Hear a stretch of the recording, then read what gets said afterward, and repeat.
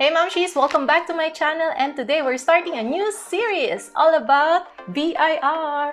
So if you're interested in our first installment all about social media influencers and BIR, paano ba ito gawin at i-jungle, just keep on watching.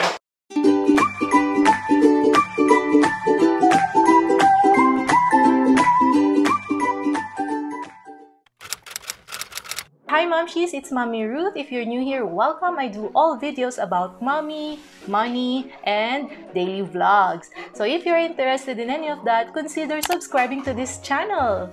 And let's go ahead and start the video.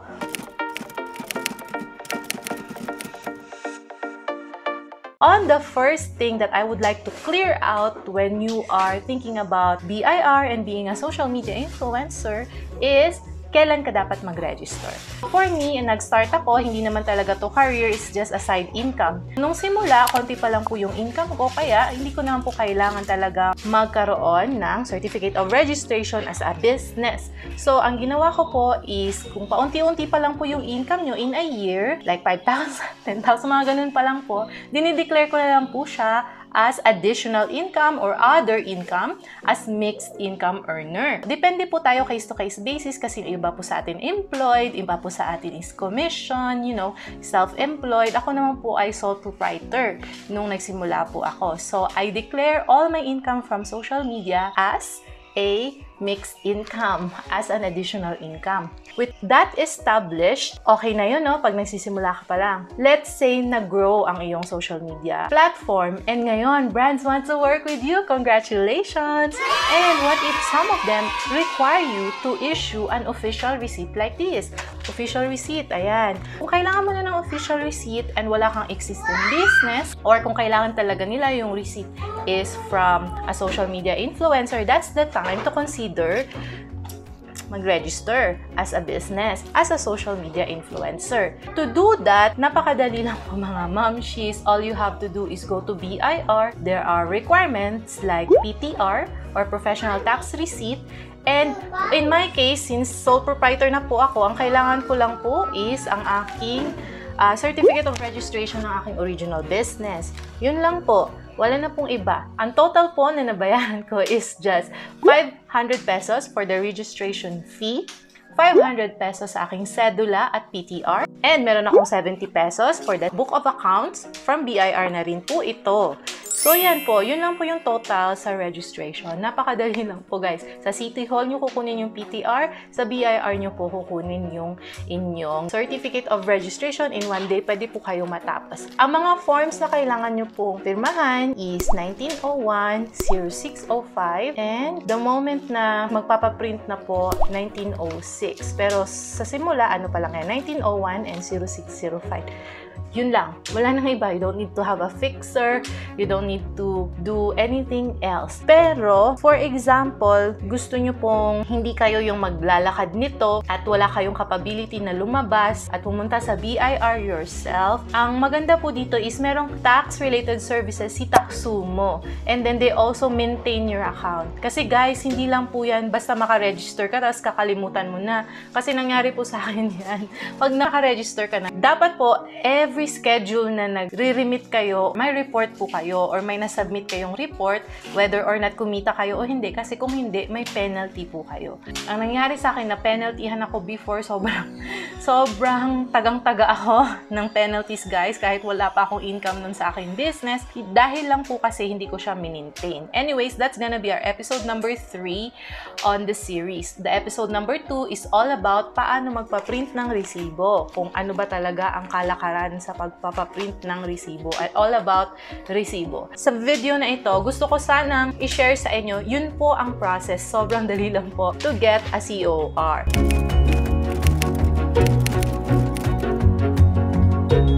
Bakit ko ba kailangan ito? Or bakit ba ako mag-open ng account or mag-register sa BIR? Guys, meron po siyang mga benefits na makukuha. So, I'm gonna share with you the reasons why I myself opted to do this kahit hindi pa naman ganun ka sobrang laki ang aking income as an influencer, no? The first thing is, rin-require po siya ng brand deals. So, for example, yung brand deals mo po is pa 5,000, 10,000 pesos per video lang, okay lang po yun. Acknowledgement receipt will do. And just your TIN number. Pero for example, you are starting to have bigger accounts, long-term collaboration, like good for 6 months, good for 1 year. Those types of collaboration na medyo malaki-laki na yung account, mas maganda meron po tayong official receipt. Hindi lang po dahil sa nire-require ni brand, maganda rin po yun sa image natin as the influencer na we're really in this. We are very professional at mas maraming agency would want to work with you. The next reasons, marami to. The next reasons aside from working from brand, ang other reasons ko why I wanted to establish myself in this career is that pwede ko pong magamit yung aking income tax return or yung resibo ng lahat ng income tax na nire-remit ko sa gobyerno. I can use it as my proof of income sa mga banks if I want to get a loan, house loan, car loan, any kind of loan. And aside from that, pag open na po lahat after COVID, pag plano po namin mag-travel and kung kailangan ko mag-apply ng visa, isa rin po yun as proof of income yung income tax return na binibigay ni BIR, guys, every year. So those are the reasons bakit ako mismo sold ako sa pagre-register. And last but not the least, one of the benefits of registering your business sa BIR is the tax deductions. You can actually deduct lahat ng expenses mo sa career na ito. Like for example, computer gear, camera gear, tech gear, all types of gears, guys.